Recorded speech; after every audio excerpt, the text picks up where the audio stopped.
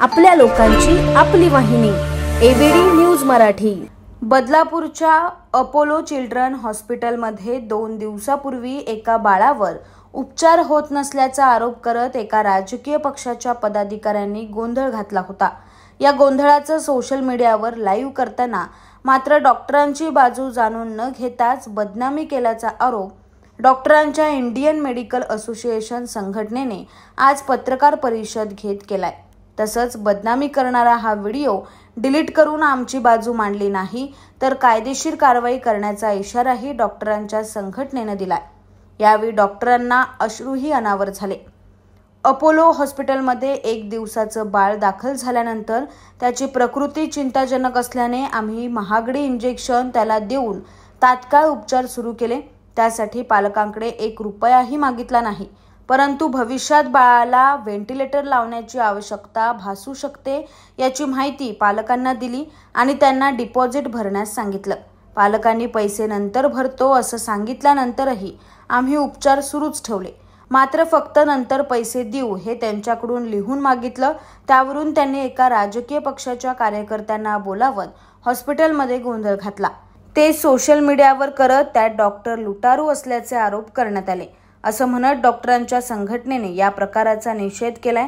या सगळ्यानंतर आता संबंधित बदनामी करणारा व्हिडिओ डिलीट करावा आणि आमची बाजू मांडावी, अन्यथा आम्ही कायदेशीर कारवाई करू असा इशारा डॉक्टरांनी दिलाय।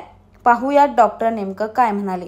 2 दिवसापूर्वी एका वृत्तवाहिनीवर अपोलो चिल्ड्रन हॉस्पिटल बदलापूर ईस्टमध्ये एका 1 दिवसाच्या बाळाला ट्रीटमेंट करण्यावरनं आणि त्याच्या फीजवरनं काही जो वाद निर्माण केला गेला आणि ती एकतर्फी बाजू मीडियामध्ये दाखवली गेली। त्याच्यामध्ये डॉक्टरांची कोणतीही बाजू समजून न घेता ती एकतर्फी बातमी दिली गेली आणि त्या बातमीची सुरुवातच हे डॉक्टर सगळे लुटारू आहेत, या डॉक्टरांचे हे सगळे धंदे आम्हाला माहिती आहेत, असे काही स्टेटमेंट्स सुरुवातीलाच केले गेले ज्या बातमी सुरुवात होण्याच्या अगोदरच। तर ह्या बातमीमुळे आम्ही अतिशय व्यथित झालेलो आहोत आणि ह्या बातमीची किंवा ह्या घटनेची आम्ही तीव्र शोधामध्ये निषेध करतो। IMA कडनं अशी डिमांड आहे की जो व्हिडिओ जो चुकीच्या पद्धतीने अर्धवट बाजू ऐकून घेऊन जो प्रसारित केलेला आहे तो त्यांनी त्वरित सोशल मीडियावरनं हटवावा। त्याला एक काउंटर व्हिडिओ आमची बाजू समाजासमोर यावी हा व्हिडिओ त्याच्यामध्ये टाकावा अशी आमची त्यांना रिक्वेस्ट आहे। आणि जर त्यांनी ही गोष्ट नाही केली तर आम्हाला पुढची कायदेशीर कारवाईचा जो मार्ग आहे तो आम्हाला घ्यावा लागेल। सर, पेशंटला अराउंड 7:30 वाजता ॲडमिट करण्यात आलं होतं आणि पेशंटची कंडिशन तशी हिस्ट्री गंभीर होती, कारण अंगातलं आईच्या युट्रसमधलं पाणी सगळं आटलेलं होतं, ऑलिगोहायड्रॅमियस म्हणतो आम्ही, आणि अशा कंडिशनमध्ये बाळाने पोटात शी केलेली, त्यामुळे ते थिक मेकोनियम होतं, म्हणजे घट्ट शी ती सगळी बाळाच्या फुफ्फुसामध्ये जर अडकली आणि त्याचं पुढे जाऊन निमोनियामध्ये रूपांतर होतं, सेप्सिसमध्ये रूपांतर होतं आणि लंग्समध्ये प्रेशर वाढतं, असे हे क्रिटिकल कंडिशन्स नंतर उद्भवू शकतात। तर ह्या सगळ्या गोष्टीची अंदाज घेता बाळ कसं प्रोग्रेस करत आहे हे क्लिनिकली आपल्याला बघून जजमेंट येतं। सुरुवातीला जेव्हा ॲडमिट केलेलं तेव्हा ब्रीदिंग फास्ट होतं, त्यामुळे त्यांना म्हटलं की आपण इंजेक्शन सुरू करू। त्याला जी ट्रीटमेंटची इंजेक्शन सुरू केलेली ती खूप महाग इंजेक्शन्स ऑलरेडी सुरू केलेली, सिल्डेनाफिल, डोबिटमिन, हे सगळे जे इंजेक्शन्स इथे अवेलेबलसुद्धा नाही आहेत बदलापूरमध्ये, कारण ते फक्त NIC मेडिसिन्स आहेत। तर ते पेशंटला जर आम्हाला पैशासाठी वेटीस धरायचं असतं तर आम्ही हे सगळं सुरू पण केलं नसतं। आधी तुम्ही पैसे भरा किंवा इंजेक्शन्स घेऊन या, मग आम्ही सुरू केलं असतं, असं पण आम्हाला करता आलं असतं।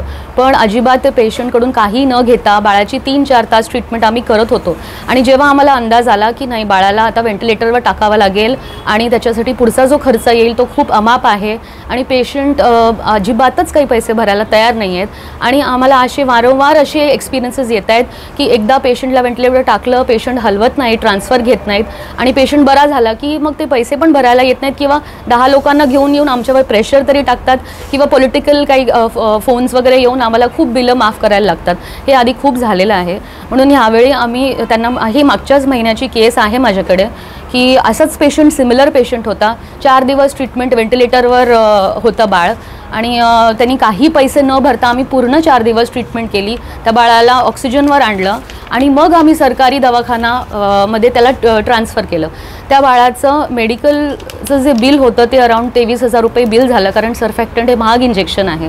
आमचा खर्च मेडिकलचा आणि जे तपासण्या आहेत त्याचा खर्च सगळा मिळून त्याच्यापैकी त्यांनी फक्त शेवटच्या दिवशी 9,000 रुपये आमच्या हातात टेकवले आणि उर्वरित 63,600चं बिल पेंडिंग होतं. पेशंटने लिहून दिलं आहे की मी लवकरात लवकर ते बिल येऊन भरून जाईन आणि पेशंटने त्याच्यानंतर आमचा फोन उचलला नाही. अजूनही अद्याप पेशंट भरायला आलेलं नाही. ही मागच्याच महिन्याची गोष्ट आहे.